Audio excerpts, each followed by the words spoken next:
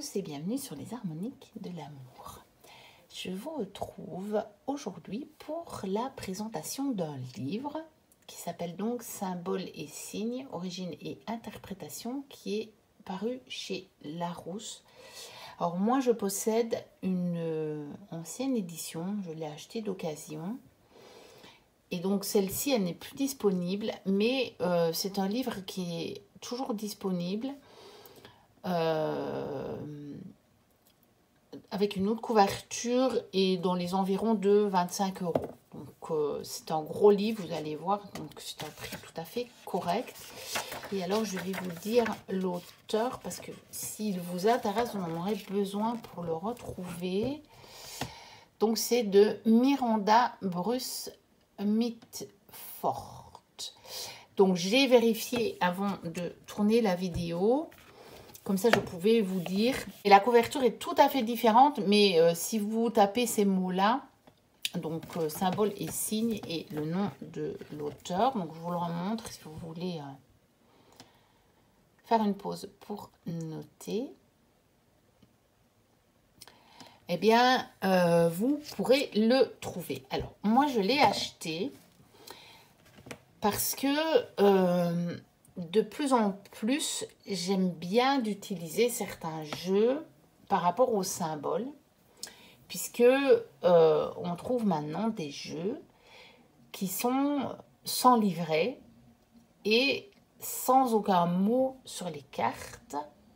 Et donc, il faut bien se servir de l'illustration, et plus on a, je pense, des références symboliques, et plus on peut faire des interprétations fouillées.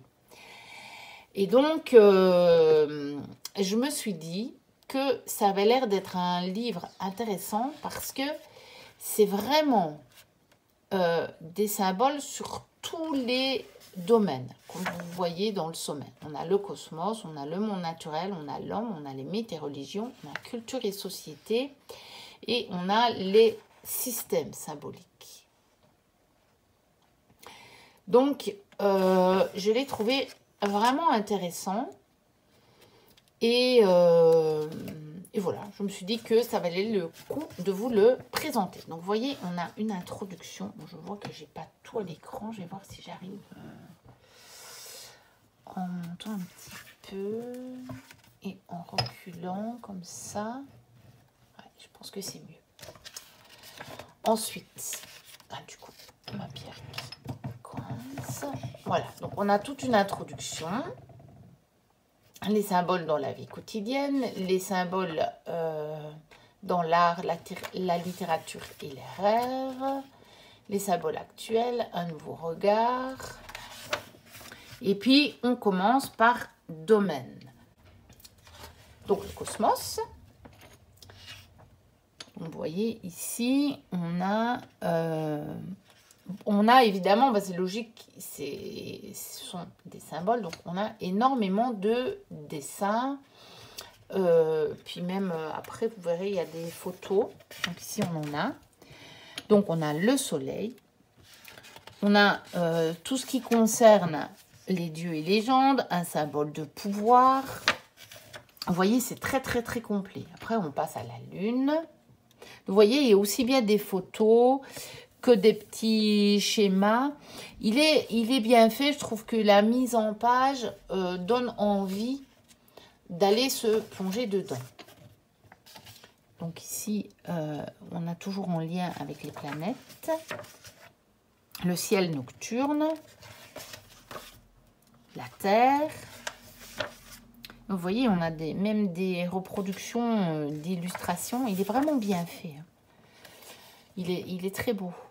Les montagnes, puis on a le feu, vous voyez, on a la découverte du feu, on a les rites autour du feu, on a les divinités du feu, on a la flamme divine. Enfin, il y a vraiment tout ce qui se rapporte au feu, ce qui veut dire que pour justement interpréter les différents jeux qui sont disponibles sur le marché, et notamment les différents jeux que je possède, j'ai quand même trouvé que ça pourrait bien m'aider.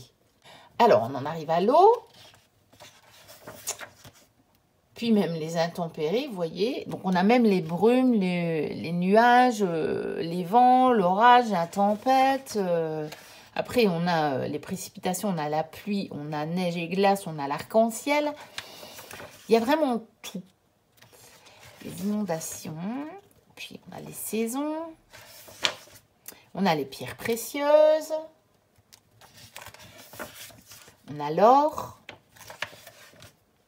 on a toutes les matières précieuses ici, donc on parle du nacre, corail, l'ivoire, l'argent.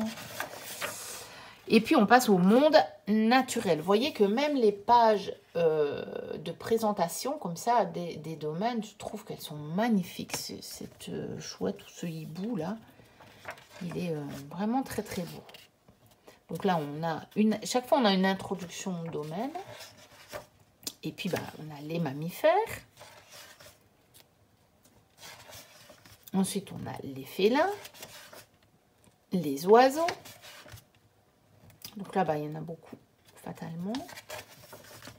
On a même l'aigle, qui est quand même un symbole important. Donc, il a vraiment une page qui lui est consacrée. On a les reptiles et les amphibiens.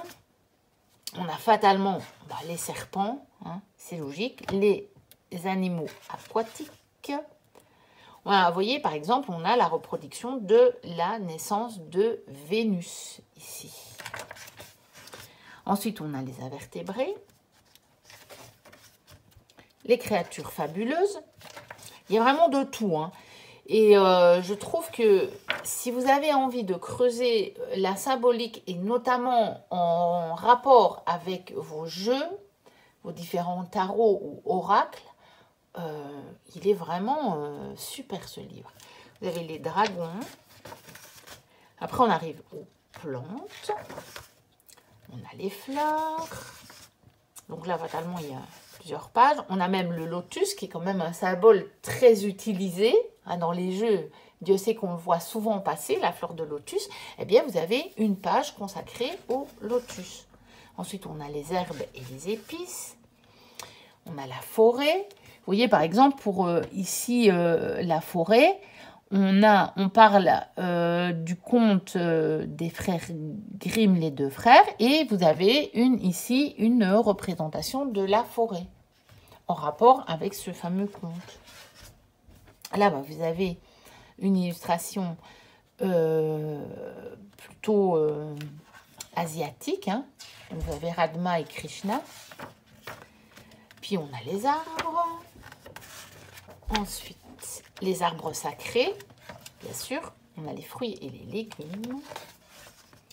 On a les aliments. Après, on arrive à l'homme.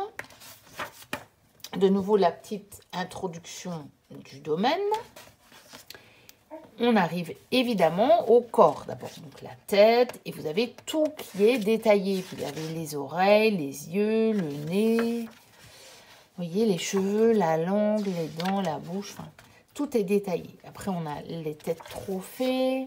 Alors, évidemment, on a l'homme de Léonard de Vinci. Hein. On a le corps humain. On a les mains et les pieds.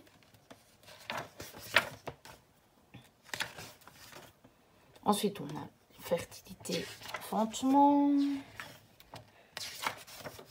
On a les rites initiatiques, on a l'amour, le mariage, la mort et le deuil, évidemment, aussi avec tout ce qui concerne les monuments, les pierres tombales. Après, on a les vanités. Et puis, on arrive sur les mythes et religions. Pareil, on a l'introduction. Et puis, on arrive sur le panthéon égyptien. Puis le panthéon gréco-romain, les divinités celtiques et nordiques. Donc ça, j'irai très probablement lire ce chapitre avec mon tarot des runes en main. On a les divinités méso- et sud-américaines. On a les ancêtres. On a les esprits de la nature. Alors, on a les totems tribaux, héros et décepteurs. On a le temps du rêve, le chamanisme, les mythes de création, l'hindouisme,